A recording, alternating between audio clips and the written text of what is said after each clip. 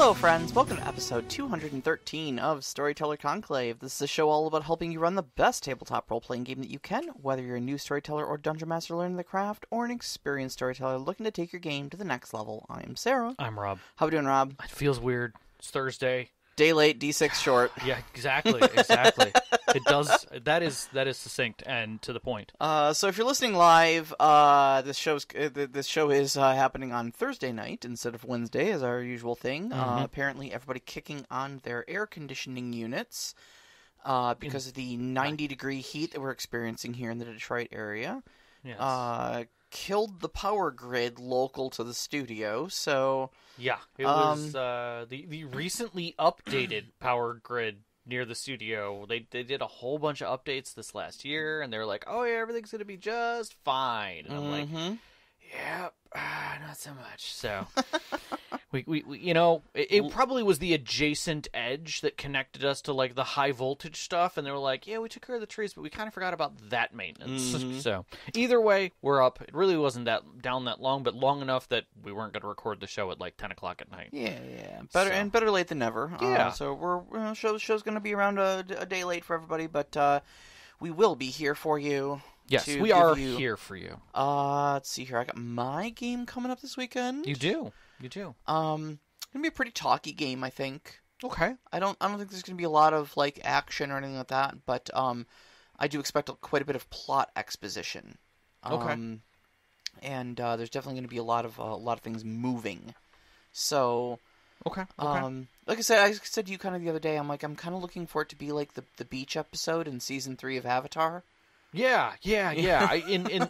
When you said that, I was like, I can completely imagine this now. All the Fire Nation kids just go and have a party on a beach. But so much plot exposition happens. It's so much catch up. It's Yeah. not just like, hey, we have to do this thing that's going on exterior to us, and you'll learn a little bit more about me. It's no, this is me talking to you and asking you questions about me. Yes. Kind of a thing. And it's different when those kind of things come out. And I like it. it. So, we had an interesting discussion about interludes. Oh, yeah. And about how Savage World, like we're like, oh, like an interlude show, like episode. You're like, no, not at all. And I'm like, what? Because, like, in my opinion, it's like, I'm used to the whole, like, shift in mind frame that an interlude is kind of like the player's turn. Like, where you're handing us a little bit of script, just a piece of it. I hand you the mic and say, here you go. Right. And the group gets to kind of narrate things. But you had an interesting spin on it, which I liked, but it wasn't, clearly what I had in mind for what those things were meant to be. Yeah, I mean, what you were calling an interlude, or more like a player's turn, I as much as it works in the structure of Mouse Guard. Yeah. It's really not my preferred way of running things. Nothing wrong with that. And so, I still like to have the reins on things. So when I run an interlude, it's still me directing the action. And that's what I really liked about interludes from Savage Worlds. I don't use the random charts out of the book. I typically write very customized, very pointed questions to each one of you. And I give those out specifically to give you a catalyst to talk about information I want read into the record. Right. Essentially. Yep. And also to use them to get you thinking about the topic. Yeah. So you can use them as a bit of, like, foreshadowing. So, I may start the game by saying, Tristan, how do you feel about knowing that there is a dragon out there and knowing that your destiny is... that he's strongly implied that he wants you to be his dragon priest, Okay, so I'm going to get some thoughts about that, and everybody's going to hear those thoughts, even if they're not, heard in character. At least the players hear that character's thoughts on that. Right. But also that gets the character thinking about it, and then I can drop plot in there that has to do with the continuation of that dragon, of his draconic lineage and stuff like that. Because he's already thinking about it. It's already in the space. Right. But you also know what way to drop it in. Based upon his intentions and evocations. I use them a lot, like when you see television shows that where, like, the show opens with one of the characters having a weird dream about a thing that seems like a complete non sequitur, but then that one mysterious figure from their past shows up, and it's like, it has to do with like, they were just dreaming about them, like, 2 days ago, you know? Right. Sort of thing, so I use them like that. Yeah. One of the things that I do love about a lot of TV shows now, and I see it a lot in good foreshadow writing, is even before the credits, the opening credits roll, there's this montage that sets up what the overtone is and what the subplot is in like 28 seconds. Yeah. And if you can get away with that in your first scene of your tabletop game without your players recognizing it, and then it just ties through, that is gold. Like, you know, you're like, hey, you know, as you guys roll into town, you see the pennants, the banners, and everything that's going on, you know, with your guide leading you in, and he's just like, oh no, pennants, banners, it's summer harvest, it's summer planting fest. I hate this. All the locals come into town, and it all just ends up being a gripe fest, and then it just leads them into what the summer spring fest is, and you see everybody in like wicker outfits, and it's joyous, and they're having fun. But the subtone is it brings all the gripes to town. Yeah. And now you have this inner political war that's happening underneath the guise of this happy festival that's happening. You know, every event has an undertone. You just have someone read it out there into the space, just so the audience knows. Okay, that's what this is really about. That's what's going on here. Yeah. And I think that's the beauty of those types of moments. But I could see how an interlude allows you to kind of do the same thing. In that you're asking that question to prompt yourself, you know, to say, okay, I have this thought with your character. The real question is what are your thoughts on it? And am I, you know, I'm not going to read in any subtext. I'm not going to let you know where I'm going with this. I'm just going to ask you outright, where are you at with this? And they're like, oh yeah, I hate that guy. And you're like, okay, he hates that guy. I thought there might be kind of a relationship there that's like father figure, but apparently not. You know, now you know, and you don't have to digress any further than that. You can push that into game. Yeah, sure. Yeah. And even if I don't see it coming, that at least gives me a little foreshadowing of like, okay, so when the inevitable scene of that guy showing up now, I know to switch postures, so I'm not taken off guard on it, you know. Well, as a storyteller, it doesn't mean that NPC doesn't believe he's the father figure. Oh no, I know, but I can mentally prepare to make that dramatic switch, right? You know, and I can start thinking, how will this character react to that when inevitably that, hey, no, actually, I don't see you as a father figure, I hate your guts, happens. You can already be primed with, you know, okay, well, his reaction is definitely going to be like this. You don't have to hard improv it so much. Yeah. All right. We need to pause this. Okay. Because this is a whole separate discussion. We have a show and a bucket full of questions. Yeah, oh my god, we have like a record-setting amount of questions for this I love episode. it. I love all of it. Great. And we love it. We don't want to stop people from putting questions in. Please put questions in. Absolutely. We'll try and get to all of them tonight as well. But this is the last episode in our combat series. Yeah. Technically, this was supposed to be the last episode of May and not the first episode of June. So just stay with us on that one. There, it is the last episode of May. So we've been talking about combat the last couple things, and this is we're kind of asking the question: do we even need combat? And like last episode, we talked about survival instinct and that line in games where like mechanics are basically telling you to become a murder hobo, you know, because that's what it tells you to do in the game. Yeah, and that's sure. where everything leans. There's a whole section on combat. You look in the equipment section, half of it's guns, half of it's armor, and then there's, I guess, a couple things like 10-foot poles and rope or whatever, but mostly it's weapons and armor, you know? Right. And so in that, you're leaning into those things, but it definitely got us into this like concept that your instincts drop, right? Your basic instincts as a person drop because you're not you're something else. And you're not there and avoiding danger. So what does that do to change things? And how, as a storyteller, do you prep for that? Like, is it just sitting there in the back of your head? And then the question really comes into, do I even want combat? Do I need this to be in my game? Is murder part of my game? Yeah. And alongside of that, like, what other conflict resolution is available to you? You know, how does that position conflict resolution if combat is not an option? Yeah, like when you're prepping for a story and obviously picking a system and such, some of that carries into it. But I mean, in all fairness, you can run a story in any system that is non-combat. Mm-hmm. It doesn't mean that there's not going to be violence. Sure. But it just means that combat may not be a thing. Mm-hmm. But the real thing is that even a question at tables? And I actually took task to go look at the table questionnaires that people build, like give this to your players before the first game. And I looked through there to see, like, do you want combat as a spelled out question? And it's never there. It's always scales. It's like, how much combat do you want? From 1 to 10. And it's like, okay, like, you're not asking a hard question there of yes or no. Mm-hmm.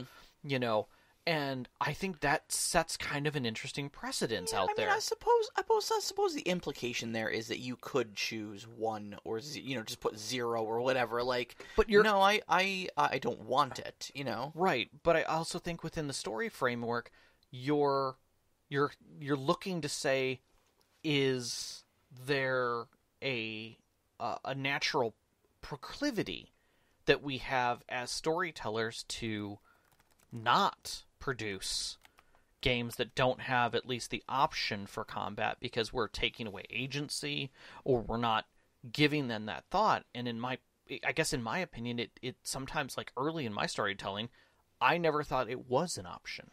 Oh yeah, no. I mean, to remove that, especially you and I. You know, we grew up on D&D and its ilk. Yeah. So like I know you and I both had Palladium as either our first or one of our earliest. Well, it was both of our first. Yeah, because I had Robotech. You had Robotech. I was playing TMNT. Yep. But that was, I mean, Palladium even still to this day, I mean, is a very simulationist, sort of game system. Mm-hmm. And comes from that age of that, those early 80s where everything was kind of stylized off of Dungeons and Dragons because it was the big breakthrough game, and everybody tried to mimic it because we weren't quite at that part where we could iterate on new game systems. Right, right. So yeah, I mean, of course it was combat filled. Everything was combat filled back in the day, all the way even through, White Wolf's World of Darkness games and stuff like that were big for me in college and whatnot. And that would have been like the early 2000s, late 90s, early 2000s there. Yeah. When that was kind of in their heyday.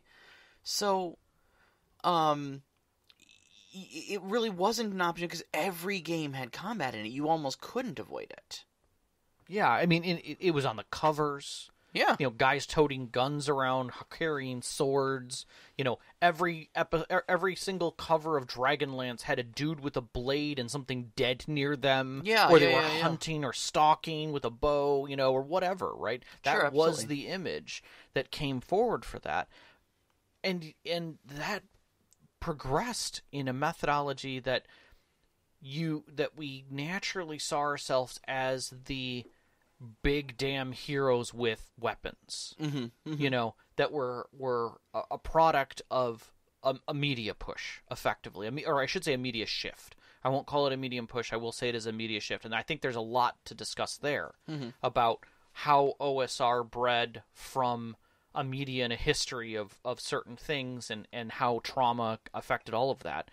But what I want to look at is the fact that can you bring to a table the concept of no combat, of removing combat, and what kind of examples and what kind of feelings can we get out of that? And I kind of want to set the stage by saying that, like, not all video games are violent, or not all video games are combat. Sure. They may be violent. Portal is violent. Mm-hmm. It does not mean it has combat. Mm-hmm. Like there's no gun button, in it. Oh yeah, Celeste is a platformer, and it's got one of the best boss battles I've ever played. Yeah. In it. Yeah, Talos Principle. It's a puzzle game. There's some violence in it. Sure. But it's definitely then, there are games that have non-combat options. Like the Dishonored series, we all know as kind of this sneaky stealthy, murderous thing, right? Yeah. But it's not Assassin's Creed. It has full options for just handling things without murder. In fact, I think you get the bad ending if you do kill your way through that game, so it's actually strongly incentivized to avoid. Yeah. What was the other one? System Shock was recommended, but the other one was Deus Ex. Yeah. Apparently has totally non-combat options all throughout it, and I was like, it didn't dawn on me as a gamer initially, but the more I look back at it, I'm like, yeah, that does make sense. Yeah, it really pioneered the what do they call those? Simulation something or another's. I don't know. I'll think it'll come back to you. It'll come back to me, but yeah, you always leave. You never don't tell people how to unlock the door. Just give them an option. Just give them options. They can either blow their way through it, or they can con someone into unlocking it for them. They can pickpocket the key. They work around it, find an alternate route, whatever. Yep. But you don't tell them. Don't tell them. Let them figure that out for themselves. Yeah, and I think in that sense that there are a lot of TTRPGs that have kind of brought that around as well. Mm-hmm. Or I should say reduced the number of options that are in that. In the sense that you do have games that don't have guns or damage even. Yep. Like it's just not there. Or that the rules aren't separated. Mm-hmm. Like combat isn't its own thing. Yeah, it was one of the things that impressed me about Blades in the Dark. Mm-hmm. Is that there's no hit points, there's no initiative. Combat really isn't even combat. Combat's just an activity that happens to be happening, and it's weighted the exact same way that picking a lock or fast talking a guard is an activity that is happening. Yep. You just happen to roll, your brawl or break or something like that for it. However you're going to do it. Yeah, sure. Yeah. Sure. Or, basically handling the approach vector, not the means. Yeah. Are you gonna, so you're gonna punch the guy? Cool. Roll your punching guy's skill. You rolled high? Cool. You did it. You punched him. He's now unconscious. Now what do you want to do? Exactly. Mm-hmm. And then you have your, settings that embed it. Blades in the Dark does kind of have an embedded setting thing of, when you kill somebody, it has meaning and definition. Raven circle, and then certain things come to the body and to try and figure things out. So there's an inherent problem with having dead people around, basically. Mm-hmm. Or even, Seventh Sea has reputation things against it. White Wolf had, or I should say Vampire the Masquerade specifically had humanity. If you did too many terrible things, you could lose enough humanity that you just weren't a decent vampire anymore, and so those kinds of scales add a level of mechanics to it. You have factors like trauma that can come into that. I know there was I'm trying to remember the system that had it. I think it was Traveler had it in it, but I can't fully remember, but I think it might have been Traveler, where it was either part of the system or it was an optional rule where if you did, you murdered somebody, you checked a box for basically trauma. Mm-hmm. Unless you had a military background, it caused trauma. Yeah. After so many of those, you break. Call of Cthulhu even too has sanity checks for first time you see a dead body. Yeah. Even if you're the one that created it. Yeah. But to put it in perspective, it isn't just games that are diceless. A lot of people immediately make the jump of non-combat games are games that are diceless. They're just narrative games. It's that's not true at all. There are plenty of systems that are 100% ready for combat. Mm-hmm. They just don't need it. Yeah. One of the Cortex Prime systems, Hammerheads, yes, is and Violent Menace brought this up, actually, which is hilarious. Violent Menace brought this up. For the record, we already had this on the show sheet. We did. And then Violent Menace was like, Hammerheads. And we're like, hey, we do know Hammerheads. So Hammerheads is kind of based on, Thunderbirds and the whole idea of, we're world saviors, but not for, a crisis response team. But, there to help people, not there to go in and kick asses. We're going to storm jump this into, a tsunami. and Yeah. rescue people Yeah. and deal with, like, people trapped or submerged or, like, oh, there's a sinking ship and it's capsized almost all the way over. We've got to get 100 people out of it. Like, how are we going to do this? Like, that sounds fantastic. Yeah, absolutely. Like, heroic adventure after her. Like, we got to stop a forest fire before it takes out a town. You see so many heroic daredevils that are just there to kick everyone's butts, but, like, so many... Like, it's nice to have a heroic daredevil, but we're here to help. Yeah. Game. I did see one thing, because I went back to look up Hammerheads and ask a question about it, so I did a search for Hammerheads. Somebody ran a Hammerhead D&D game. Okay. Where you are the B team that follows an adventuring group in, but your whole job is to rescue people. Like, while they're handling the problem, you're handling the people or the situations that basically sit around them. Yeah. You're the support group. You're like the healers. You're like the rebuild team and things like that. I'm like, that's actually kind of a cool concept. You know, it reminds me a bit of Damage Control, the Yeah. old Marvel Comics series. It was a short run, I think. Yeah. They showed up in some of the actual mainstream movies. I think the second Spider-Man movie had a bit about Damage Control in there. Yeah. But they were originally an organization that basically just cleaned up after these gigantic city-wrecking fights that happened between supervillains and superheroes. Yeah, but that kind of leads into Tiny Taverns, which is a D6 game where basically you and your friends own a tavern or something of that ilk where people come to handle their trauma and drama. And the drama within the tavern, what's happening with these people, how you're helping them, how you're healing them, you're the calm in the storm, if you will. And that creates its own level of tension. You know, you just came back from a fight with your group, and, like, obviously two of the characters who have been, blade buddies all this time, come back and they have very different ideas about that relationship. And now there's a struggle going on there. What do you do as the tavern people to help that out, to make sure they can get back out there and do what they do best? And I love that concept because there's so many stories there. Yeah. It is the soda fountain scenes in all of the TV shows we watched as kids. And it's those feel good moments that dig into that. Wanderhome is another one that sits more in the narrative scale. Yeah. But it basically asks the question of, like, hey, wait a second. So Redwall's adorable and all because it's got all these animals, and it starts out in this beautiful, lush area, and all of these creatures, live in harmony, and then, pause. Let's take the and then off. What if things just continued? With that. Like, what if Stardew Valley and, what's the other one on Switch? Nintendo's.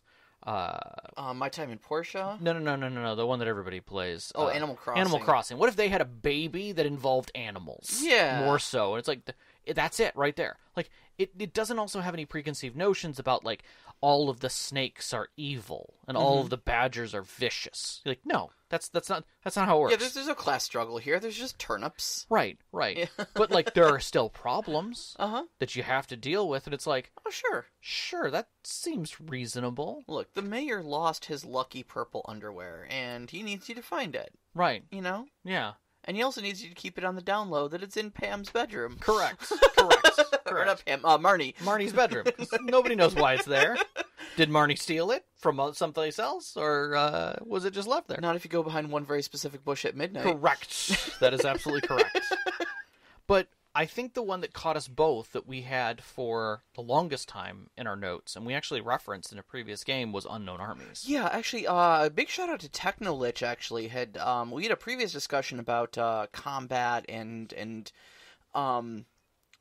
just kind of either the realities of combat and stuff like that and how gritty it is and whatnot. And Technolich had dropped in a snippet from Unknown Armies into our Discord, and it was just really great. We kind of wanted to read it into the record because just word for word, it is kind of what we're getting along here about combat equating to murder being in your games. Yeah. And we all take a very flippant, sort of view of, we're just going to kill away our problems, but like, what are you really doing? Yes. So Unknown Armies, it says, somewhere out there's someone who had loving parents, watched clouds on a summer's day, fell in love, lost a friend, is kind to small animals, and knows how to say please and thank you. And yet somehow, the two of you are going to end up in a dirty little room with one knife between you, and you're going to have to kill that human being. It's a terrible thing. Not just because he's come to the same realization and wants to survive just as much as you do, meaning he's going to try and puncture your internal organs to set off a cascading trauma effect that ends with you voiding your bowels, dying alone, and removed from everything you've ever loved. No, it's a terrible thing because somewhere along the way you could have made a different choice. You could have avoided that knife, that room, and maybe even found some kind of common ground between the two of you.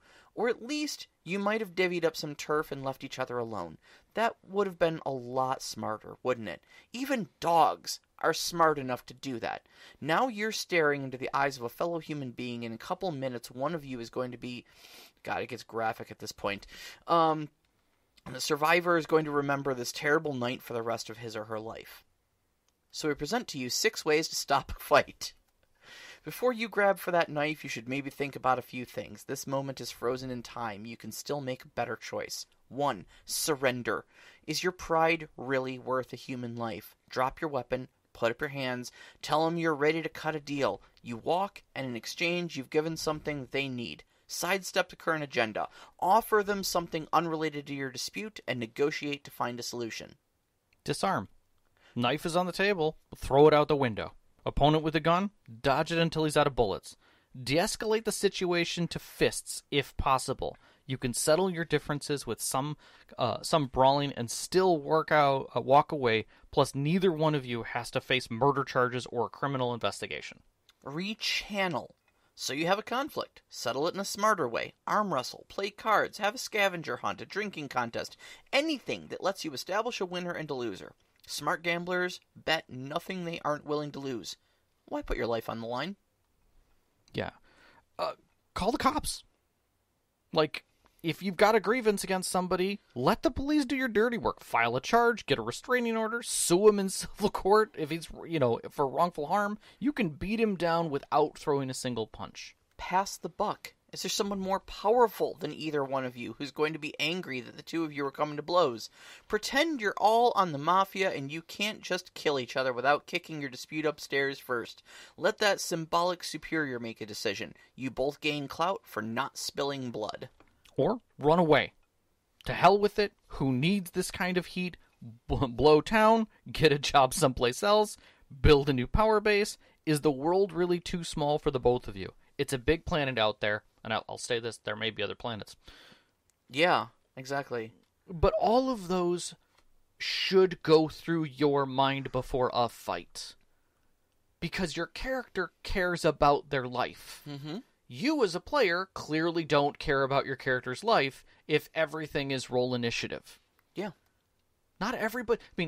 I come back to something I said a couple episodes ago, and that is, there's a reason why berserkers are crazy and everybody looks at them with a different kind of countenance is because they are meant to be murderers who can't think. They just go into a rage. Okay, that is meant to be terrifying. Secondarily to that, there's a reason why mercenaries, when they come into town, people look at them differently. They look at cutthroat pirates differently. If your character is no different from them in its mechanics, that it says, hey, there's a fight, I'm drawing my blade and cutting these guys down to nothing, then you're the same. Yep. Like, you're setting yourself up. Now, again, I'm going to pause and say, it is okay. That is a total play style. Yes. 100% acceptable, ooh-woo. What we are talking about is removing combat, and in that sense, all I'm asking you to do is take a reasonable thought about it. Yeah. For just a second. If you are not playing a game where the agreed upon course of action is kill your way through your problems, and those games are valid. Yes. Now, to kind of set this in place, and I'm not going to go far into this. I promise I will take some baby steps into this, but I wanted to take a look at like where this came from. Mm-hmm. And I think there's a whole freaking show here for this, but like literally from a 2013 report from the American Academy of Pediatrics, they found that violent films have doubled since the 1950s. Mm-hmm. And PG-13 related films have tripled more since 1985. Now, violence in PG-13 films. Yes. So the idea being that there is this predetermination in our headspace coming from these productions that we no longer have productions about war where people are being cared for and the war is something that is the setting. We now have the war in the front of all of this thing that we need to take care of. And one of the things they talk about is this threat simulation theory, which is that we have these threats that come to us, which we are feeling all the time now.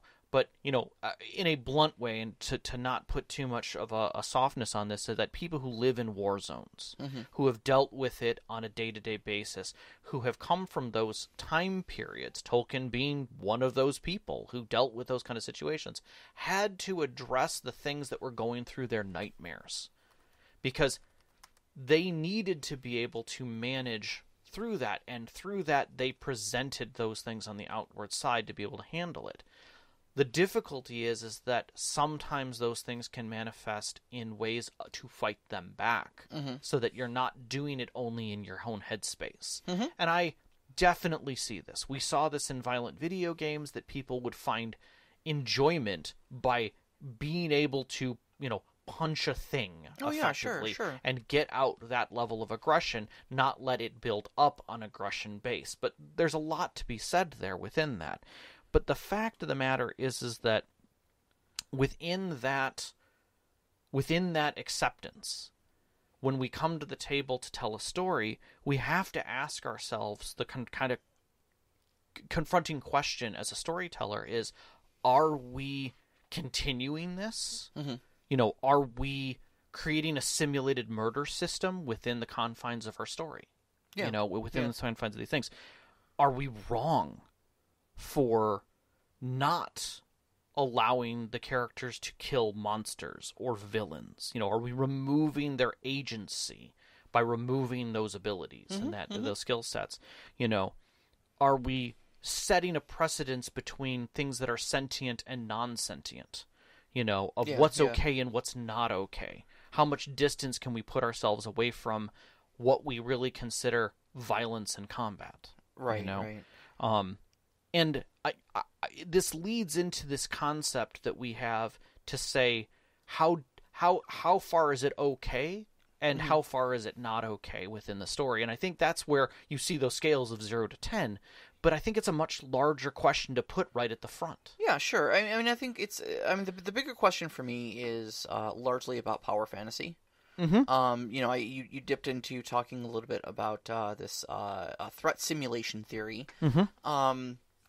And I think that plays very heavily into power fantasy. I mean, when you say power fantasy, it conjures an image of just like someone who's weak and just wants to, feel like the big Chad on campus, and just wants to dominate a video game or something like that so that they can feel good about themselves. And it doesn't have a very good connotation, but like it's perfectly fine. Like, we all indulge in power fantasies. We all like to envision ourselves as, it's one of the reasons why like Marvel has done so well with their superhero movies, because we're vicariously indulging in that power fantasy of being a superhero, of being the person who can save the day and stuff like that. And if we can't be that, we at least want to watch a story about someone who can. Correct.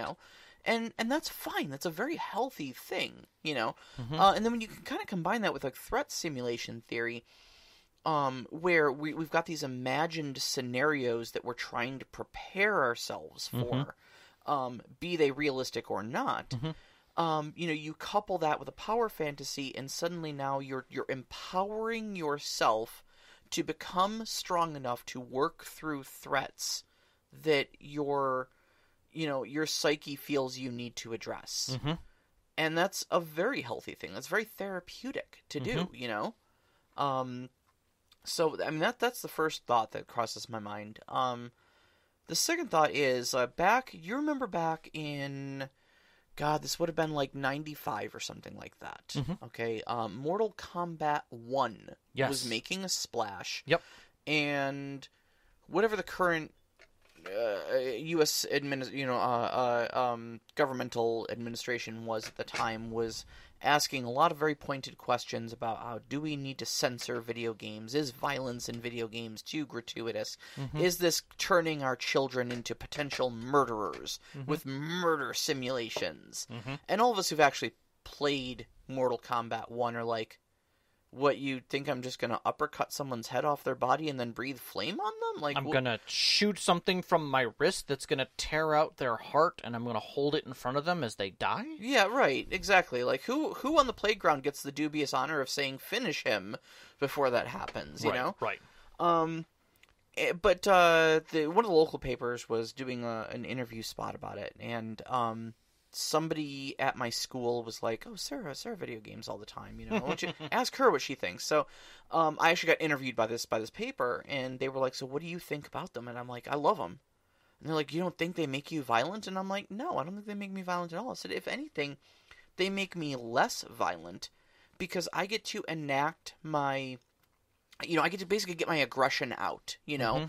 If I do have pent-up emotions that I'm feeling some kind of way about something and I do want to hurt something about it, I can load up a video game, use a magic sword to kill a bunch of goblins or something like that, and it's all pixels and numbers.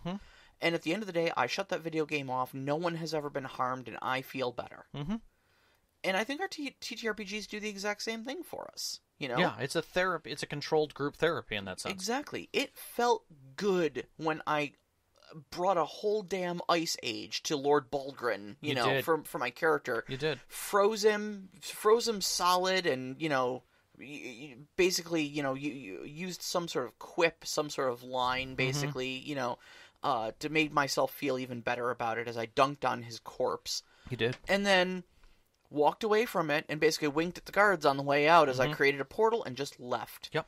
And it felt even better when you were giving the epilogue to your game, and you said, 50 years down the line, there's a war between these two kingdoms or something like that out there, and that war comes to your doorstep, and both armies just avoid your village, like a black hole, because they just know there's just a hole in the middle of their battle plans where they don't go. Yep.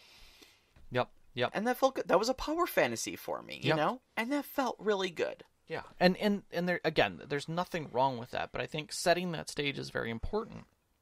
But I also think that, and we've said it a few times, but I want to reiterate that if you're going to do this in your game, and it's a consideration at all, you want to make sure that you're very clear right at the beginning. This isn't, I don't think this is something that can wait. Even a couple sessions in, it is something that can be managed and adjusted. I'm not saying that, like, once you started a game, if your murder hobos are like, this isn't going so well, that you can't just dial things differently, right? Your players are like, oh, I didn't mean to kill that guy, I only meant to bludgeon him. Okay, Can you narrate that differently, because that's not what I was trying to do? That's fine. Like, lean into that. Let your player figure that out between you. But I think at the beginning of the game, knowing whether or not you A, want combat, and B, if you want that combat to be violent or not, is very, very important. I'm gonna pick on Nova Praxis a little bit, the game that we just played, because we had a very violent moment in it. Yeah, sure, absolutely. And like right at the beginning, while making characters, both the system and the storyteller were like, by the way, this is a utopian-esque society. Nobody needs guns or weapons. They exist, but, like, nobody's using them, except security and the underworld people, right? You have to have certain rules and regulations to be able to even carry one of these things around, because nobody just walks around with a pistol in their pocket. Yeah, sure. Okay? Game mechanically, you need an edge to be able to... You need to buy into this. Yeah, you need to build your character in a way that you can buy the license to have restricted stuff. And what's interesting about that, and we talked back and forth about this particular aspect of it, was at no point was a storyteller saying there's not going to be combat in this game, or that there's not going to be violence in this game. What he was saying is that the majority of the story that is going on around the setting that sits within, that makes the life work, is not going to have this. Yes, this is not a war-torn hellscape. So it's not a requirement. Yes. In any way. But it was funny that literally half of our group literally prepared for war right off the bat. Like, right off the bat. One of us bought a mech. Yeah, I'm not saying that they didn't. Yeah, you know? yeah. But it was interesting that, like, in my headspace, I went, okay, how could that have gone differently if the mind frame was weapons are exceptionally rare? Exceptionally rare to the point that I'm removing this edge. So if you have a weapon, it's illegal. Yeah.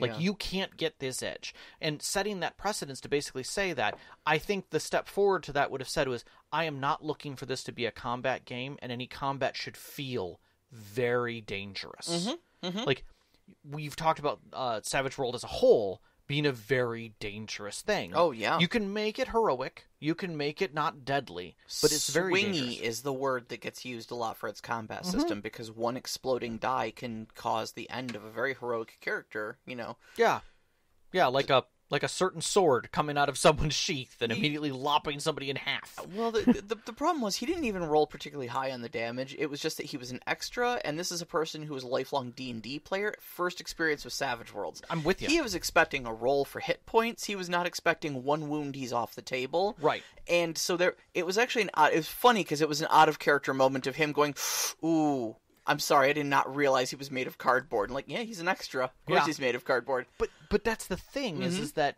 a lot of times when we step into games and we see these kinds of moments happen, as a storyteller, we recognize that and we go, okay, is that a telling moment? Do I now need to dial this in a different direction? Well, sure, absolutely. And it's a calibration moment for the whole group, not just the storyteller, but the players themselves. But there's a lot of good that can come out of something like that, especially if you want to downplay the violence in your game, you know, because first off, that very much served as a moment of like, don't draw a weapon unless you're going to kill something. Yeah. Because things will die, you know, Yeah. and now we've got this man's death on our hands. Now, mind you, they turned out to be like self-sacrificial fanatic terrorists who tried to blow themselves up literally next combat turn, but that's aside the fact, you know. Right. We're talking about within that moment with that character. The thing happened. But the other big question, though, and this is kind of where, like, every game is going to kind of be unique. Oh, 100%. With how they treat violence and death and stuff like that. Is that if you do have violence, like, I mean, we read that whole thing out of Unknown Armies, right? About how it's so horrible to take another life, but in Nova Praxis, you know, it's very much like the show Altered Carbon, strongly inspired, in fact, by Altered Carbon from Netflix, where the human soul is digitized. I want to say most people, it's like 30% of people, have their brains digitized and exists in a little chip called a mindset that sits at the base of their skull. So if your body dies, look, whatever, just grab their mindset, we'll just re-sleeve them into a different body. Yep. You know? Like, no huge deal. So it's, in this situation, because of the unique position of violence in this particular story, it allows us to examine that idea of the permanence of the soul, but the impermanence of the body. Yes. Does killing actually matter when you're functionally immortal? Right. And but I, in that sense, I also think it creates a certain tempo. And you can set it. You can set the tempo. I mean, like, Men in Black set that tempo very differently. Oh, yes. Like, literally right off the bat, shoots a guy in the head, it explodes. You know, and he's just like, do you have any idea how much that stings? Yeah. I didn't know it would grow back. Yeah. But it sets a tempo that you know exactly how violence is okay in this aspect. It's still violence, but it's not. Yeah. You know. And then you've got something like how I played Mass Effect. Yeah. You know, I'd always pick the Paragon path. I'd always pick the good guy path, except when I was dealing with the Krogans. You always punch Krogans. It's the only language they understand, you know? And sure, okay, I racked up some Renegade points doing that, but again, like, I got stuff done. Yeah. You give them a good right cross, and they go, oh, Shepard knows what she's doing. Yeah. Okay, maybe we should listen to her. Yeah. There, see? Punch Krogans. Yep. Nope.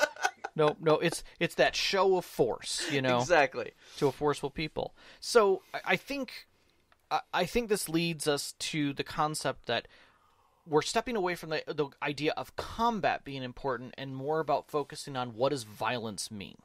What does the violence mean within the systems? And it's, if you go ahead and make it, I don't know, meaningless, it will feel meaningless. Sure. There's no value to it within the system. It's just a thing that happens. Violence is normal, But if the combat routine is, I guess, a loop, where it's kill, deal with life-threatening situation, return to normal. It's really return to the normal is returning back to killing. Yeah, exactly. And you end up losing any sort of significance of the threat of violence then, Yeah. You can't have a villain that goes, I'm going to kill every one of you. Because all that says to your characters is like, okay, so we're going to roll into combat? Right. It's the James Bond scenes in my mind. Yeah. Is that, like, in Bond, there's always going to be parts where he's shooting at the bad guys, and he's typically putting one bullet in each guy, which puts them out of action. Yeah. Right? That's how that works. There's 30 thugs. He's got 9 rounds plus 1 in the chamber. He's going to have to take care of each one of those differently. Some of them he's going to punch, but the ones that he shoots are literally just going to duck out of the way and be done. Yeah, he's got a wall through PPK, and he's going to take on people with a horde of people with machine guns, But when he's with the femme fatale who's turned on the bad guy, and the bad guy who's monologuing with his one pistol, while James is being held, shoots the femme fatale, suddenly the music changes. And he doesn't go and beat the crap out of the bad guy. He runs to her and holds the wound and, like, stares and glares at him because something will eventually happen. And the bad guy doesn't take a second shot at Bond. He's already wounded far more than that bullet ever will do. Yeah. And that's when violence has meaning. Right? That's where it can put itself into perspective. I would love scenes where you step into the bad guy's chamber and someone gets injured and half the team turns and runs to that person while 3 set up a defensive line like, you murderer. And the bad guy's like, what? Yeah. Like, I sent armies out, like, this is a problem? No, he should be like, ha ha, now I've truly hurt you. What are you going to do about it? Right, Like, right. that's the scene you want, I will take something you care about. Him. Bam! Exactly. Yeah. Exactly. Like, I've already launched the attack on the town 5 minutes ago. Right. And you're like, do I fight this guy or do I go and run to the town? Yeah, exactly. Used sparingly, suddenly your violence has meaning to it, Yeah. And then you've got, like, especially if you can really get your players into a loop of, like, solving things diplomatically or solving things with avoidance, either running away or stealthing around or whatever. Suddenly then when you do have a combat encounter that, like, no, we're gonna fight. Instead of it just being like, okay, cool, roll initiative, you're gonna get like wait, seriously, we're fighting? Like, oh, this just got serious, Yeah. My brain's producing new chemicals, and I'm concerned. Yeah, I mean, and of course, this greatly helps. Like, if the game system you're using has more lethal rules for combat, right? So, I would agree. A game like D&D, you can play it like this. Like, I know we rag on D&D a lot for being a combat simulator. But you can play games of D&D that are very talky and very, you avoid combat a lot of the time. Right. But once you get into combat, though, you fall back on those combat rules, and especially in something like D&D, you're kind of like superpowered god killers at most higher levels. And it also allows for a host of, like, cheap and easy recovery options as well. You've got resurrections, you've got healing spells, and stuff like that. It makes it difficult in those contexts to frighten your players with combat. But something like Savage Worlds, if you're not playing with something like the Heroes Never Die special rule, where, like, I don't care if you're a legendary rank or if you're just a novice, you're going to have 4 wounds. Yeah. Period. Yeah. That's it. Yeah. One of the ones that I just saw that was talking about making D&D feel violent is you can only go to 0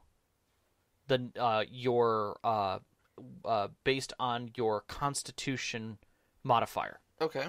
So if your Constitution modifier is 1 plus 1, you can go twice to 0.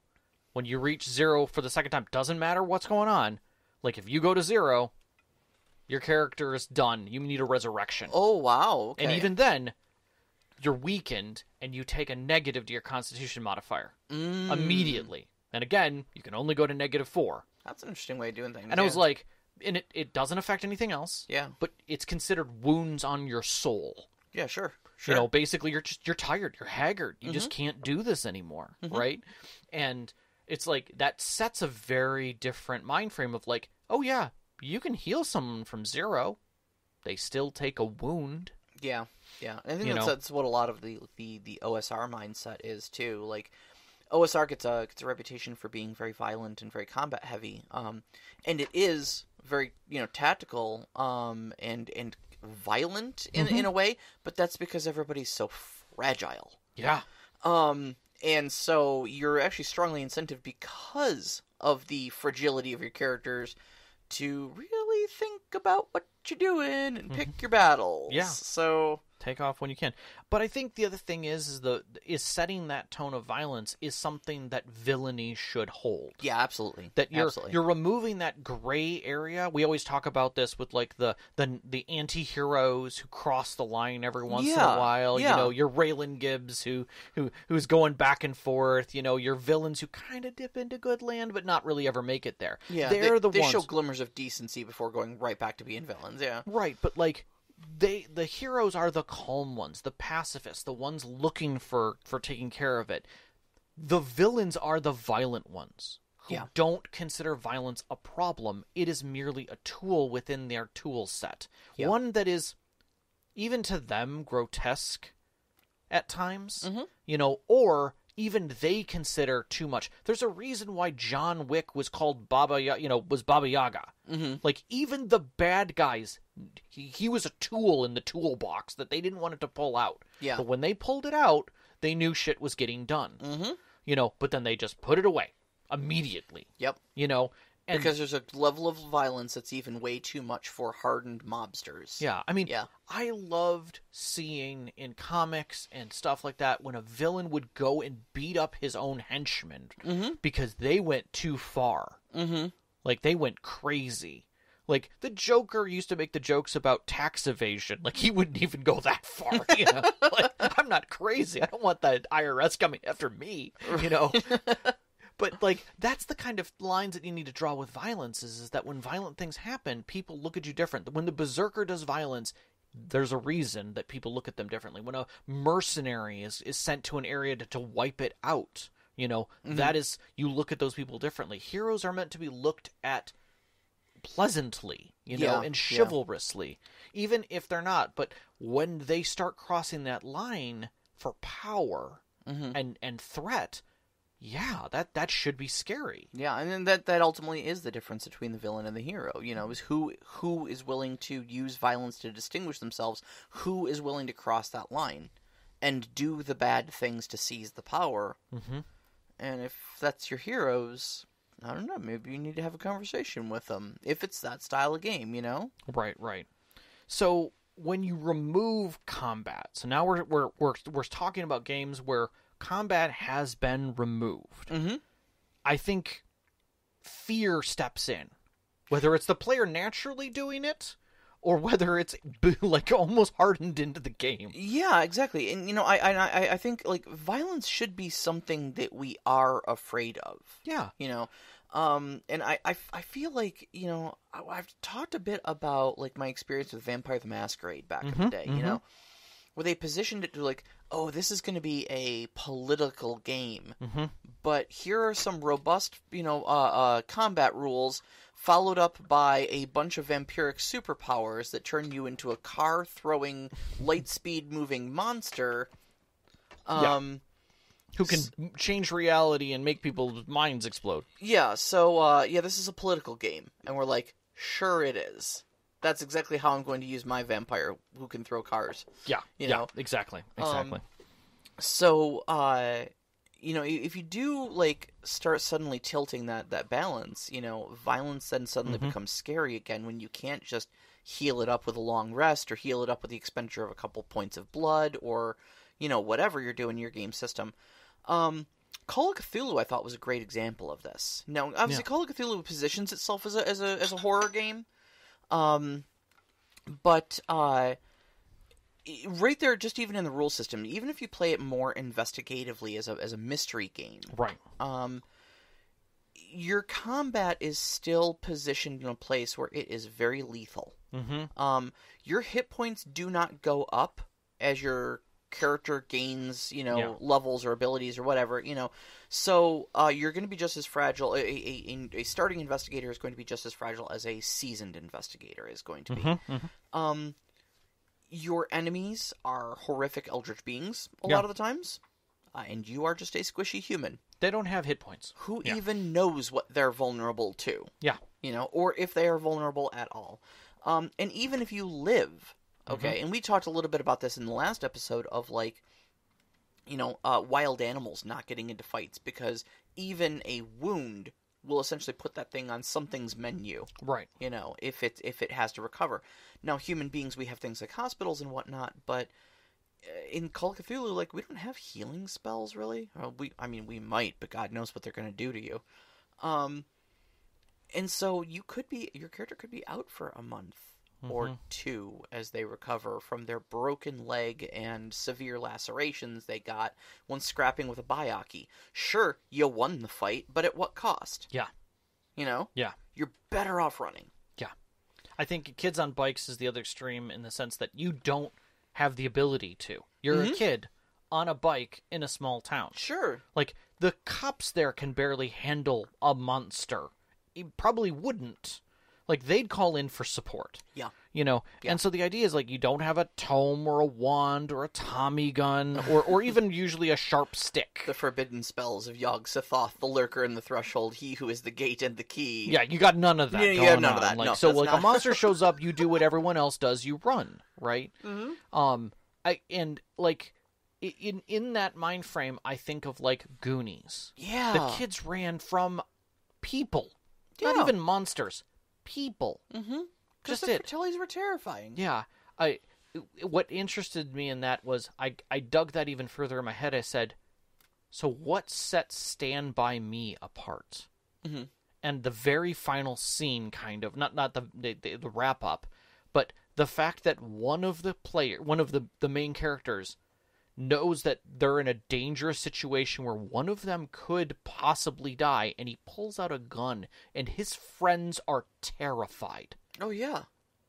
And, like, that sets that moment in such a serious way. Mm-hmm. And yet, as it continues, as that scene continued, like, everybody was like, whoa, that just happened, and kind of still put him in a hero's light. Mm-hmm.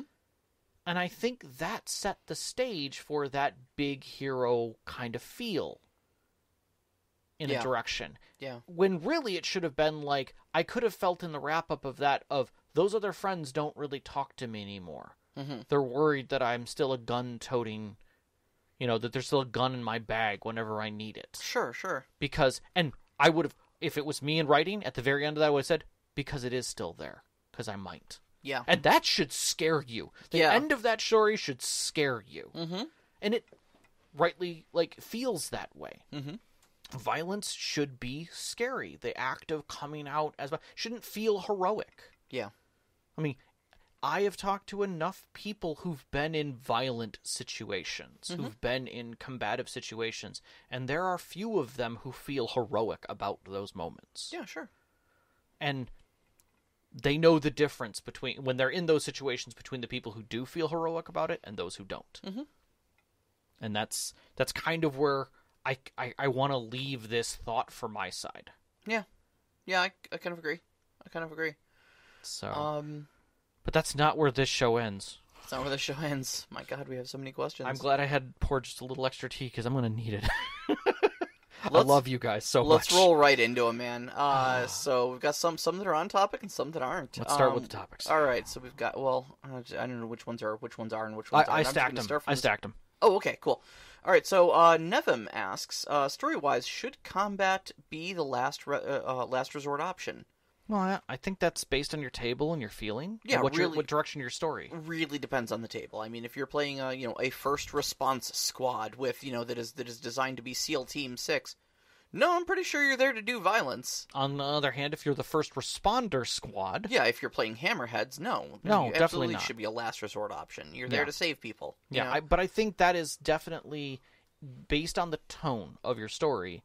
you should address that with your players and see what they need. Absolutely. That is a discussion you have at the table, and that's a discussion you keep having at the table. Yeah. Is this the mystery machine, wielding kids who drive around and run from the monsters? Or is this the one that literally takes a 2x4 and slams them in the head and then runs away? Right. Are we playing Scooby-Doo or are we playing Supernatural? Right. So, how to tweak a game system to reduce the combat mechanism. So here's my thought. I don't think you should try to reduce the combat mechanism. If your thought is that you want to make a mechanical functionality change that adds a level of concern to combat, you need to look at something outside of the existing system that creates, like in the case of reducing the Constitution thing. It's a time. It's a clock. Yeah. A lot of games do reputation or humanity or when you murder X happens, so that it is an inevitable act that cannot be avoided. Right. So, you go to, and the thing is that you also can't make it something can be stepped around, meaning I didn't murder that guy. He died by this other thing, so that really wasn't murder. No. He died of natural causes. Right. You shot him 23 times. Yeah, and naturally he died from it. Right. So, you need to put the onus on the players of if they're the ones being murdered, that the recovery around that is substantial. Yeah. I would say that's a really entirely system agnostic answer to that is ramp up consequences for combat. Yep.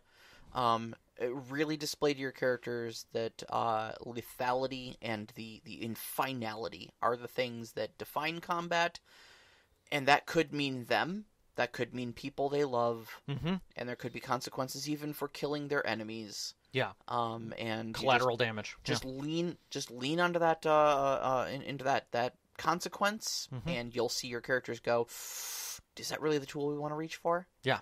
Yep. Yeah. What are the good elements brought by combat? I think I touched on this a little bit earlier. I mean, for me, it's mostly about power fantasy. Nothing wrong with it. Slapping your enemies around and having the power to do it, and that feels good. It feels good to tell stories where you have that power. And players want that. Sure. There's nothing wrong with that at all. Sure. There's nothing wrong with that. If you are playing a beer and pretzels game, there's a game where you're playing little blobby dudes and you're kind of flailing your body around, but you're trying to knock them off the map. Oh, I know the game you're talking it's about. Not Free Guy or something like that. Fall Guy? Fall Guys? Fall Guys. Yeah. That game. That is literally the least violent game that I've ever seen. Right? It is clearly violent. Yeah. But it is the least violent looking one. But if you're playing Fall Guys, the tabletop game, go ahead. Have fun. It always reminds you of MXC. Yeah. Most Very much so. challenge. Things are happening around you, and you're basically just shoving people into whatever that is, or trying to avoid it yourself. Whatever. Get it on. Go enjoy yourself. That is fine. There's nothing wrong with that. Right, you are, Ken. Clement A. How to promote creativity in combat. In other words, how to avoid having the same turns. I fire at the enemy fires back, I fire again, they fire again. Note, I really love Troubleshooter's approach with the duel, aka you're not limited to the situation, pilot for pursuit skills, and you get a non-accumulative malus to your roll if you're using a skill already used previously. It works extremely well with my players and incentivizes an unexpected approach. I did look into Troubleshooters a little bit. It felt a lot like Mouse Guard's mechanics for, if you use this skill for the first time, you get, a bonus. Oh, okay, yeah. And I think that's a cool mechanic. I don't necessarily feel like you need to add that as a mechanic to thing. What I would say to Clement is this. Treat combat more like you treat narrative roles. Let the player narrate it. Yeah. It doesn't... I don't care what the mechanics in the book says. If the book says I'm a fighter and I'm doing a maneuver, great. Roll for your maneuver. Great. What happens?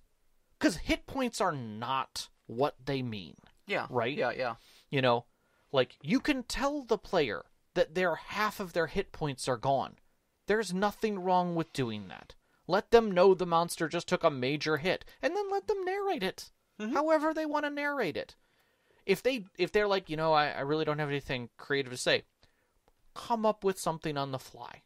Sure. There's nothing wrong with that. There's absolutely nothing wrong with that. I think narration in combat can be really cool. I love it in 7th Sea because you have a lot of different combat options. But you can make spells do anything. It's just an effect that's going off. It can be narrated any number of ways. We did it for you with Ravana.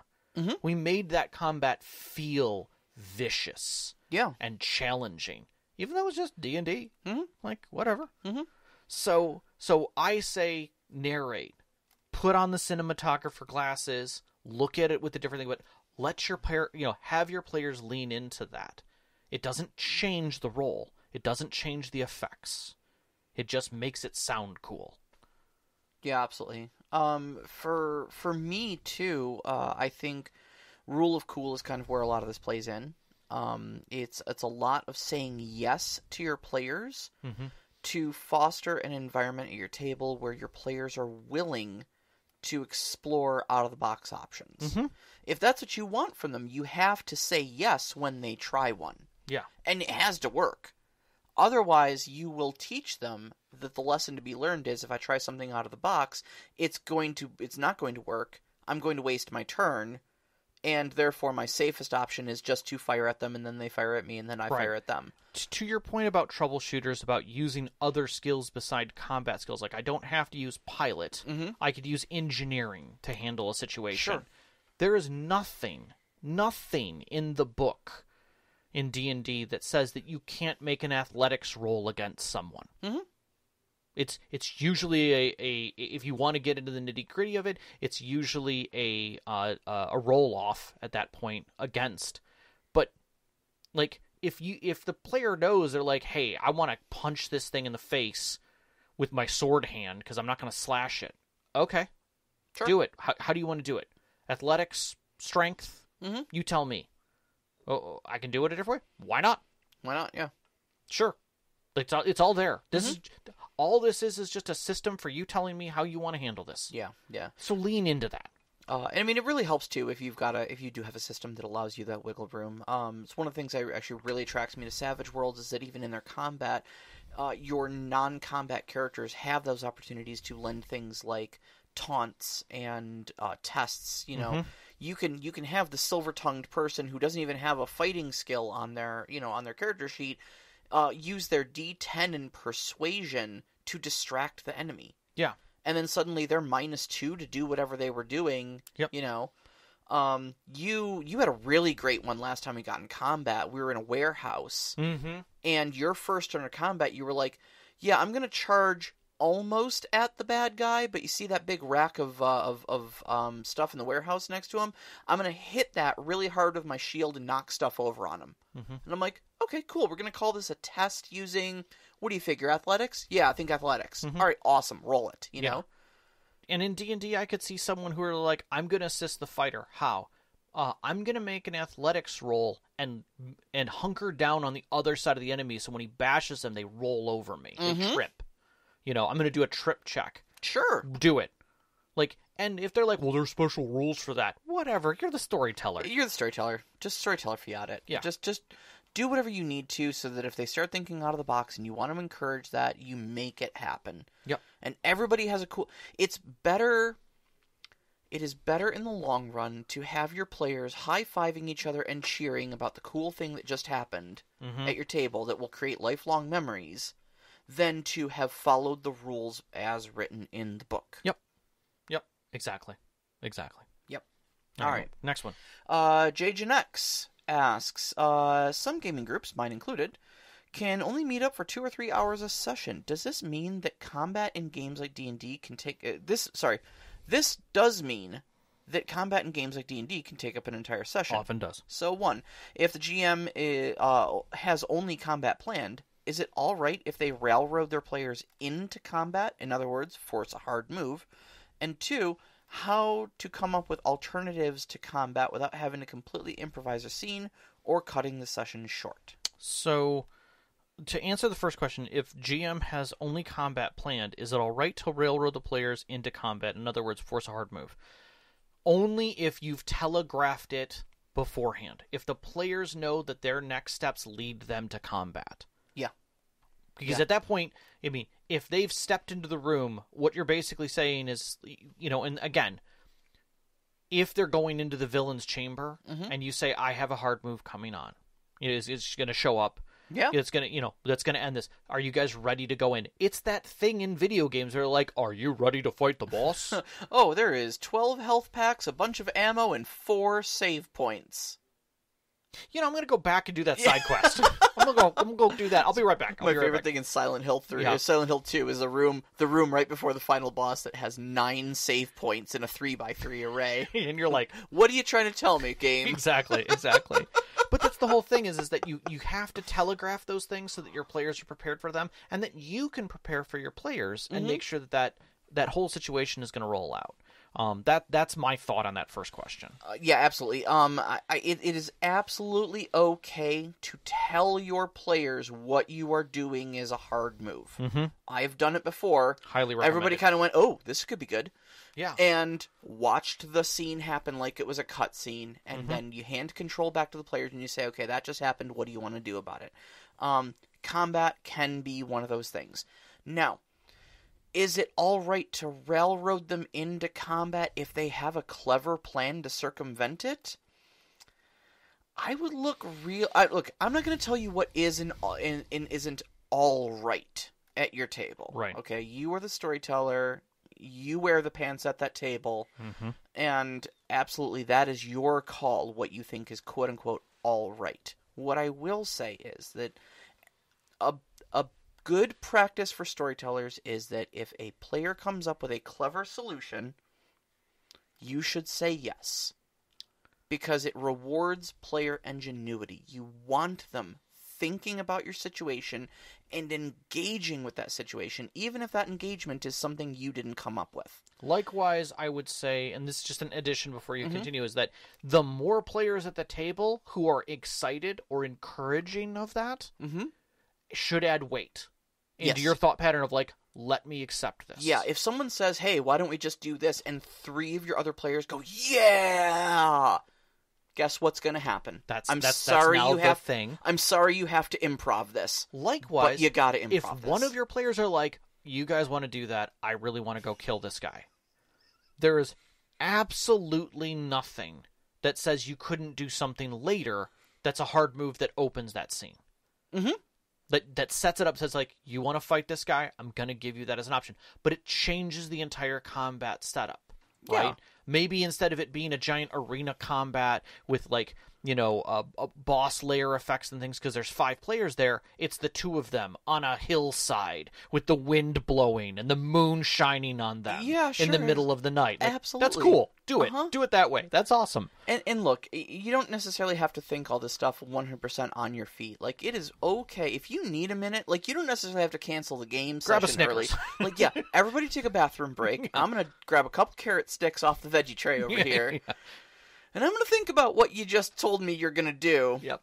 And your players will be like, ooh, we got them. And then you're going to roll with it because you got a moment to recuperate. Yep. Think about the implications, and then you're all going to come back prepared, and you won't have to pee anymore. Yep, so that's all true. That's all good. So the second one, how to come up with alternatives to combat without having a completely improvised scene or cutting the sessions short. First off, you have the full right to cut a session short. Yes. Without a question, feel free that you can do that. 2, improvised scenes, and this is kind of leans into what Sarah was talking about, in the sense that if your players come up with a cool idea, let them continue to ruminate. The fact that they are coming up with this plan and they're figuring out how they're going to do it is part of the session. Yes. You're not cutting anything short. Yes, you're cutting your personal content short. Mm-hmm. But that is not stopping that play. You're right. Let them plan. They will plan for an hour and a half. I guarantee it. On the other hand, they'll do it. If they start into that and they're like, okay, we're going to do all these things, you could just be like, okay, let's do some montage. Mm-hmm. So let's montage. Each of you have to, get through the thing that you want to do. Who's going to do each one of these? And there's your improvisational scenes. It's not really improv scenes. It's you making one roll with that player and then letting them narrate how they prepped for whatever this thing is. Sure, and therein, you've got two solutions that are happening at the same time. Yep. One, you've got your players handing your narration to you because you've given them the spotlight and say, why don't you tell me how that roll happens? Yeah. And then two, you're just buying yourself more time to think about how the outcome of this is, so it becomes a lot less improv and a lot less plan you made, and a lot more plan you made 5 minutes ago. Yep, exactly. And so you may not even need to take a bathroom break. But on top of that, you can go and take a bathroom break, let it all ruminate, make sure you got your ducks in a row. You come back and bam, you've got a scene you just planned 5 minutes ago, and you can roll with it. Yep. But I mean, if you're looking to completely not have to improv anything... Sorry. I don't want to be harsh, but I kind of dead up have to ask you, like, what you're doing behind the screen. Yeah. Like, that's half of what storytelling is a lot of improvisation of taking the feedback from your players and giving them what the world does back to them. So I will ask this, JGenX. If this question came from a concerning point that you're having a hard time with doing improv, or you're concerned about your improv, I would say bring it up in the Discord. We have a lot of people who have done this for decades. Oh yeah, sure. And have had to come up with improv in different ways. Come bring it up. We'll talk about it. We'll figure out what the point of hang up is, whether it's your need for perfection, or whether good enough is not good enough, or maybe it's your player base. Please bring it up. Yeah. I would love to talk about it. I would love to be able to help you with it. Yep. On the other hand, if you brought this up because you feel other people may have the stress, great job, good job. The only other thing too that I would add to kind of this set of questions, because you kind of talked about, like, the only thing you've got prepped is combat, and then you're worried about showing up with that combat, and then your players come up with a plan to circumvent it, and that ruins the session. I would say the only time you should be coming to a session where, quote unquote, the only thing you have prepped is combat, is when that combat is already inevitable and there is no steering the course away from it. Otherwise, you need to be ready for anything. Right. So I would say end your previous session with, like, and that's when the villain says, you've stepped into my trap, and all 4 of his minions draw their swords. And cut. That's the telegraph. Right. You're not going to stop that combat. I've already told you they are positioning themselves for violence. Violence is going to happen. We're going to enter the next scene right there. Yeah. As the first blows are being exchanged, Yeah, the music has changed. Don't do it where it's like, oh, and as you walk into the next room... You see so-and-so. Because someone might just start that off with, yes, actually, here's the thing you were looking for the whole time. I'll just give it to you, and you don't need to kill us. Or even between games, they may be like, oh, let's go and kill this guy. And you're like, okay, I'm going to prep all this stuff. And then 2 days before the session, they're like, maybe this is a bad idea. I really had to think about this in the shower, and we're not going to go that route. Oh, I would throw a fit if my players did that. Dude, it happens, and you know it. It does. Because we're not our characters. It's true. All right, Overwatch. There are plenty of stories that can exist without combat. Murder mysteries, exploration, political intrigue. But what about stories where conflict and action are part of the universe? Adventure stories, space operas, sword and sandals. Can you gamify those settings without combat? Yeah. Yeah, absolutely. 100%. Blades in the Dark shows that. Yeah, I mean, I think we talked about Hammerheads earlier. That's a big adventure story right there.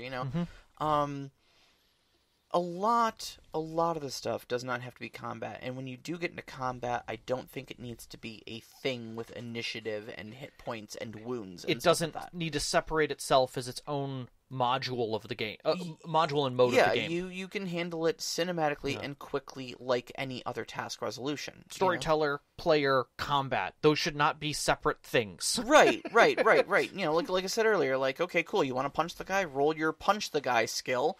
Cool, you succeeded, you've punched the guy, he is unconscious, let's move on to the next thing that happens. Yeah. Well, don't we have to roll to see if he hit, and what sort of armor is he wearing, how many points of damage? None of that matters. You punched the guy because your punch the guy skill was successful. Yeah. Now we move on. Right. You solved the problem. Yeah. You just used punch the guy instead of talk to the guy. Right. We move on. Yeah. I definitely think the options are there.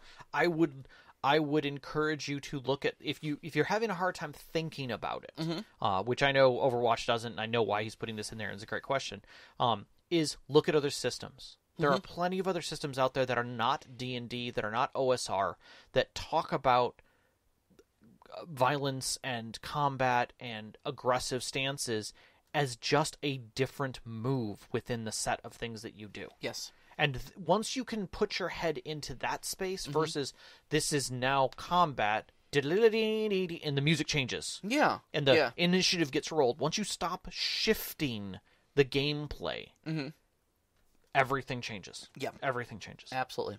So... all right, Rook asks, going off of DB's question above, how do you feel... Oh, so this was actually in our Discord here. One of the questions we asked last week. How do you feel about explicit objectives with win or loss conditions? Yep, so this leans off of that one. If explicit objectives can be used well, is there a viability or helpful feedback on even having multiple to create that multifaceted encounter goal from one of your previous podcasts? As an example, maybe the noble does get killed on your way out of the castle, but you successfully protect his son or capture one of the assassins and interrogate them for info.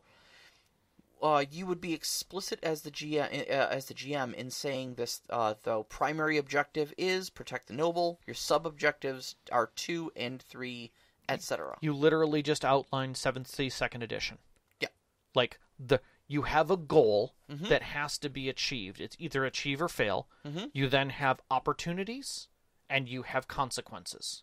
And that's it. That's like a scene established that way. And they're literally single-line types of things. Yeah. You can add additional opportunities based upon your success rate, but this is a whole system. This just works. Yeah, and there's nothing to say you couldn't use that type of thing in in non-narrative, more tactical games. It just doesn't fit nearly as well because of the fact that the dice are your fail point.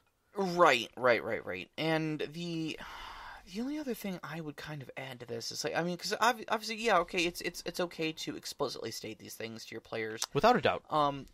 If for no better reason than it just keeps them on target. Sometimes we get a little muddied in like which NPC said what about who and what's exactly going on and what are my own player motivations and where am I exactly in this time? Where did you say the villain was? Oh, he's over here. Well, what is this thing over? Oh, that's just a vent. Okay, cool. That we lose track of, like, okay, we're actually all just here to protect this noble dude. Right. And his son. Right. Okay, and there's assassins coming in. Maybe we want to capture one of those. Putting that out there on the table, this is explicitly the goal. This is what we're doing, can keep you on track.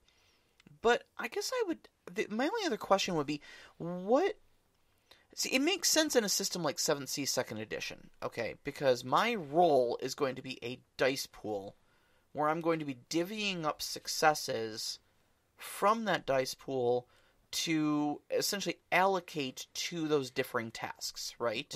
So our goal may be, the common example you like to use is, like, escape the room. That's going to take 2 successes. The room is on. You're in a room that is on fire, and the bad guy is, and you are being chased. Yes. So it's 1 success to escape the room, 1 to do it without taking any damage from the fire, 1 to evade the crossbowmen that are waiting for you across the street on your way out. There's an opportunity to retrieve something, Yeah, and then if you've got you could retrieve something, and you can allocate your successes wherever you want. If you want to soak the damage from the crossbowmen, but you want to grab those secret plans off of the table before they burn up in the house fire, you can do that. Likewise, you can soak some of the damage to help someone else get through the room. But what I'm getting at, though, is that it makes sense in a system like that, where I'm going to have multiple successes that I can divvy up to multiple goals. Correct. But I would say in most systems, unless you... most, like, OSR tactical systems? Well, no, I mean, because even in Blades in the Dark, you're only really rolling to solve one thing at a time, right? Yes. One task is being resolved at any given moment.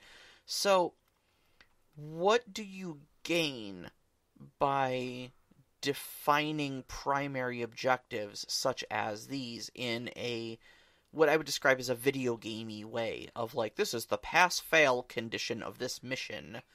What other than in your own notes, as we kind of answered to DB last show, other than in your own notes as just trigger points for where your own branching story kind of comes off from, what are you gaining by defining them in such explicit ways?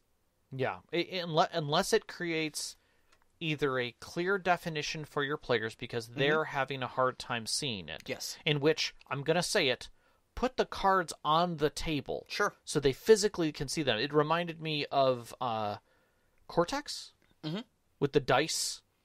Because everything's just not, it's not Cortex. Yeah.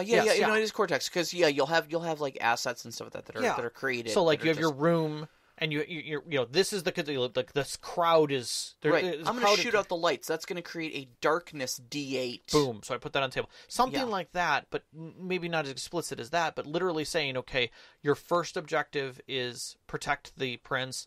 Your second objective is this, and here's an opportunity that's presented to you within the space. Having those out help the players, that's great.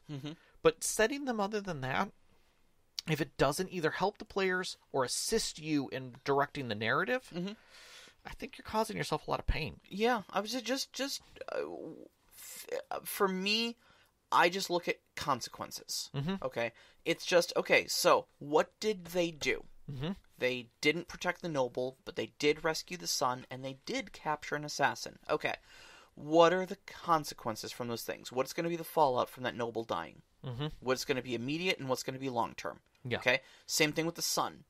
Yeah. Does rescuing the son change anything about the consequences with the noble? Right. Does it change anything about the situation in general? Okay, they captured an assassin. Again, does that change the situation in a meaningful way? What did that assassin know? Will he even talk? Right. Et cetera, et cetera. You know? Yeah. A lot of book adventures often talk about this, where they go into detail of, like, if they succeed really great and make these extra rolls, they can learn this other information, which will help them later. No, those are opportunities that should be able to be presented anywhere. Yeah. So having opportunities, because maybe your players are going to roll exceptionally well, are always good to have off to the side. There's nothing to say that a nat 20 on attacking one of the assassins doesn't just outright super murder them, but instead kills them, but also cuts out the purse strings, and now their contract falls to the ground, and they can see the signature of whoever ordered it. Right. You know, or a tabard piece falls off, and you recognize the house. You know, things like that draw the narrative forward and give the players insight that wouldn't necessarily be, different than if they had learned it at the end, but now they know it further forward so they can make a different decision along the path. That kind of stuff, I would say. But again, that's all behind the screen for you to just be prepared for. Right. Not something that they should be able to meet in explicit terms. Yes, agreed. All right. So Tetanal Lich asks, what are some tips for overcoming stage fright as a storyteller? I'm going to explicitly say this. I still, to this day, almost every session have stage fright. Same. Yep. Hard same. Doesn't matter how many sessions I run. Yeah, we're always pulling out of my driveway, and I'm going, I'm nervous. Yeah. You know? Yeah. Sometimes less nervous than other times, but it hits me at every session. It's just a matter of at what stage. Like, am I sitting down with it, or is it happening the night before? It's always on the drive over. Yeah. It's always on the drive over when it becomes real for me. As for overcoming it and pulling through anyways, personally, I just kind of do a mental sort of reassessment. I do a mantra, essentially. I just repeat to myself that, like, my players are my friends. We're all there to have a good time. Things that I perceive as quote-unquote screw-ups on my part because they didn't go as I had written them in my notes, or they caused me to improvise a little more than usual, or whatever, most of that will never be seen or experienced by my players, and therefore I do not need to beat myself up over them. Everybody shows up to that table with an understanding that this is an improvisational game, so if I do flub something, it's all part of the game. It's part of the experience of playing an improvisational game like this. And even if I walk away from that feeling like it is a quote-unquote disastrous game on my part, chances are my friends showed up to play Savage Worlds and have a great time, and that's what they will have done. We all got to hang out with each other. We only get to see each other once a month. We got to play a game together. We got to tell some stories. Everybody's going to have a great time anyways. So forgive yourself and relax. Yeah. So I'm gonna tag off of you for just a second, and then I'll say mine. Even the most chillax game we play, which is Mouse Guard. Yeah. On our lowest night of playing it, where we were storyteller and players, we're all kind of in the. Yep. It was still fun. Yeah. Because I remember our storyteller saying that he didn't feel that the game went well. And we said, no, this was great. This is exactly what we needed. It was easy going. That we just wanted to play a game with our friends. And you made it comfortable. Thank you. That even at the end of the session, he felt that way. And we all were able to reiterate it back, saying, no, this is what we needed. So remember that no matter what you're trying to do, the perception from the other side of the table is going to be radically different. Yeah. And that just having that understanding is often needs to be the best thing you can do for yourself at the end of the session is check in. Because sometimes you can get your best compliments then about the things that you did not think went well. Yeah. Yeah. For me, the one thing, if I can remember to do it, is I often try and write down a single sentence or two of some level of expectation that I can meet. Something only I can meet, not the players. I don't try and figure, I'm not going to say players need to know this. That's not going to happen. Okay, because they may not even get to that thing. Exactly, and we don't know shit about shit. Right, so but if I can say something to, I want the story to feel this way. Or I want to make sure my voices are good. Or I want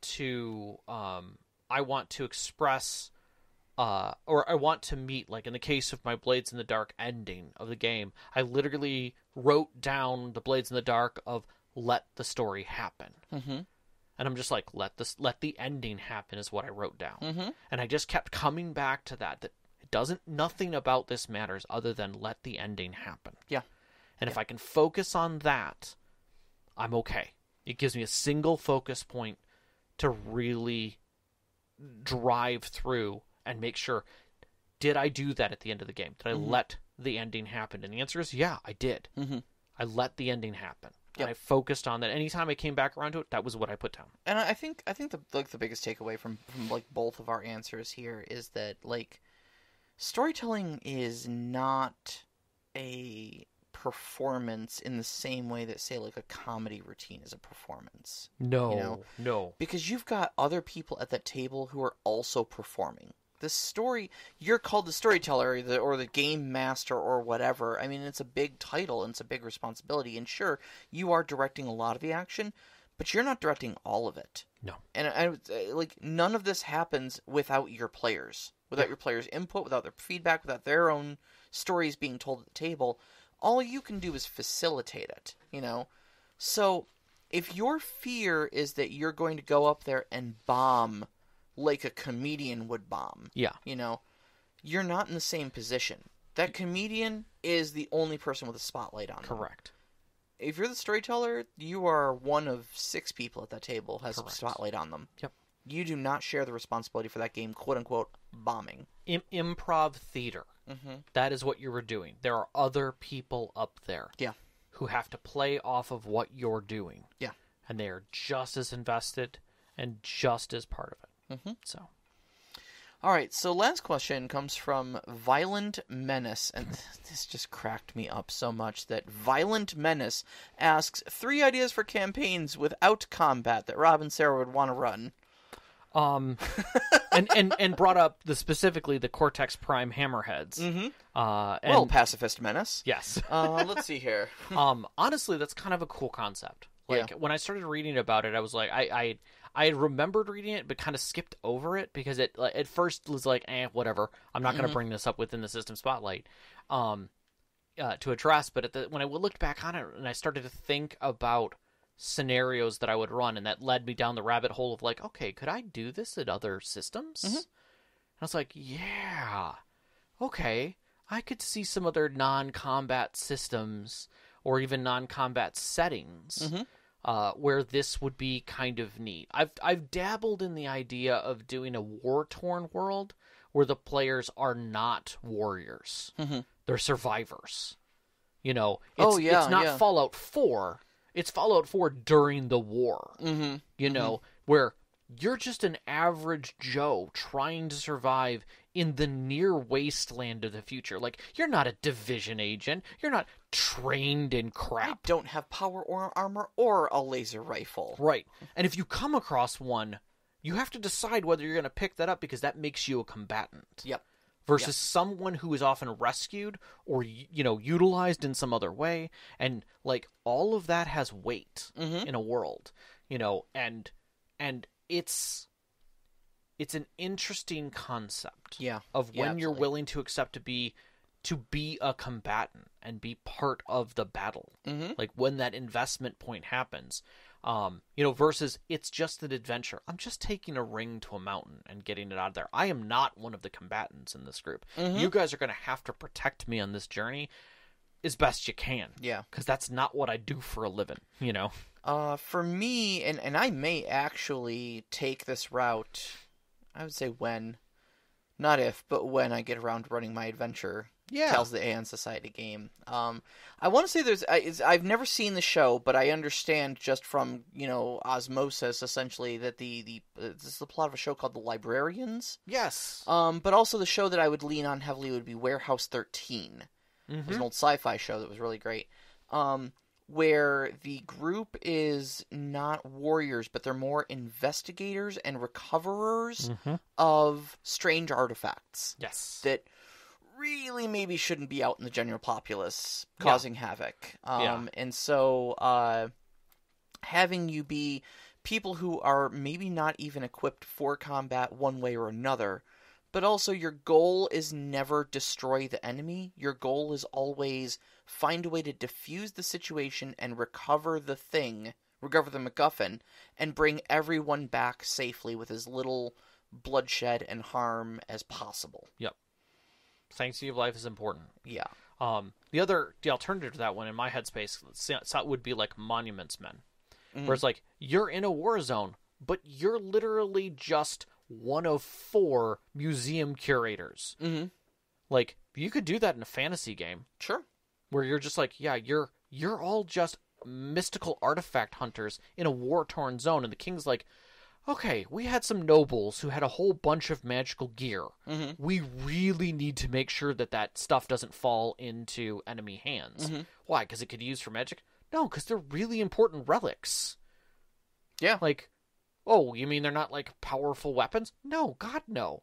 But if these get destroyed or lost... Centuries of history down the drain. Yeah, exactly. Like, humanity needs to continue. Yeah. Like, if they wipe all of this out, this wipes out history. We'll never know about Hrothgar's stand. Yeah. Or the Weeping Woman of Lake, Wuha. It's like, that's important history that we have to have. It's pronounced hoo-ah. I'm sorry, I have a mistake. But that's the whole thing, is like, you could set easily a story like that. And again, steal from existing properties, and you can find a lot. Yeah, absolutely. You can find a lot, so. I would say my last one would be, I remember when we were talking, we did that workshop on Session Zeros. Yeah. I would still really love to see a spacefaring campaign that focuses a lot on, like, survival and exploration, and, like, avoids the whole capitalism thing, and, like, doesn't position you as space combatants, or, like, having to fight off pirates or anything like that. Like, pirates are a hazard, avoid, Yeah, well, first off, don't fire a gun in a spaceship. Yeah, don't... Ever. Right. I think it was like Stephen Hawking or something like that was saying, like, the whole concept of space combat is just insane. You do not want to do anything that punches a hole in a spaceship. Like... Yeah. Like, I've watched one too many playthroughs of or games that are coming up, where the like capital ships are firing other capital ships. And you see like rockets hitting the stars, but then when you see them firing their guns, they shoot through the ship, and it changes the trajectory of the ship as both from the firing and from the impact. Expanse did that quite a bit too. I loved it. They would depressurize. Everybody would put on spacesuits, and they would depressurize their entire cabin because that ship would explode the moment a gun hit it. Yeah. Or like, the scene where like a round cuts through and cuts a hole clean through the ship, and one of the guys clearly dies from it. And they can't do anything about it. They're all just strapped in, you know? Yeah. So it's I would love to see a spacefaring campaign that focuses a lot more like very Star Trek-ish, I guess, in a way, in that but like smaller crew. Like if I could get Star Trek and Firefly to have a baby, where it's a small intimate crew on an independent ship, but focus more on the exploration aspects, the science aspects, almost like 2001. I don't know. I hated that movie. But the concept is that like it was a really massive effort by the entire planet, which sent 10 people out in a giant super ship to try and figure out what's going on. Yeah, sure. This is all of our resources. I wouldn't even want to saddle my group with that responsibility. I just want to be like... But that's the whole concept, is like, you don't get an Enterprise-style ship when resources are tight. Sure. But, no, I like that. I think that'd be fun. Independent prospectors. Find us a new world. Find us a cool asteroid belt with a lot of, magnesium in it. Sure. We'll pay top price. Right. Love it. Could be cool. Yeah. All right, so, next week's topic. Yes. We're doing a system spotlight. On a system that, when I saw it, I laughed. And I was like, this is hilarious to me. I haven't cracked the book open yet, but I am delighted with the prospect of getting to do so. We're going to be talking about Brindlewood Bay. And this is a... okay, so your characters are positioned as members of the Brindlewood Bay Elderly Women's Mystery Club. Yeah. That end up solving real murders. Yeah. And it draws a lot of inspiration from shows like Murder, She Wrote and stuff like that, where... I feel like it would be Golden Girls meets Murder, She Wrote meets Nancy Drew. Absolutely. I don't think there's any way that show, or that game doesn't turn out like that. Yeah. And I am absolutely delighted to show up in a big, broad-brimmed red hat and get going on it. I've literally got my magnetic set of Golden Girls stickers here. You do. I do. I have it. You do. Are you wearing your Golden Girls sweatpants? I'm not currently, but I will for that show. Right. There you go. But thank you for hanging with us for this entire recording session. We will see you guys on Wednesday of next week for that System Spotlight. All right, well, anyways, you can find us on Twitter at @ST_Conclave, on Instagram at @ST_Conclave. Listen to us live on MixLR every Wednesday night at 7 p.m. Eastern Time on mixlr.com/storyteller-conclave. And please join us up on our Discord. We'd love to hear from you. We had a ton of questions this week. We would love to continue to get a ton of questions. You can find that link on our Twitter as well as our website, storytellerconclave.com. We'd like to thank our Patreon members, Knox in the Box, Subjet, Sam, the Arcane Asylum, Sparkle Motion, Veteran, Hulavu, and Sean. We really appreciate all your support every month. We also have our pre-show music, which is by Arcane Anthems. You can find that at patreon.com/arcaneanthems or on Instagram. Our intro music is Beyond the Warriors by Geefrog. You can find that at geefrog.bandcamp.com or on Google Music. And our outro music, which you're hearing right now, is Only Our Footprints in the Sand by Midair Machine. You can find them at freemusicarchive.org. And a big shout out, as always, to our families, Vicky and Sean. Thank you so much for loving and supporting us. All of our friends who've sat at such tables over the years to give you these great stories to share with you and every single one of our listeners. We love you guys so much. Love you. Good night. night.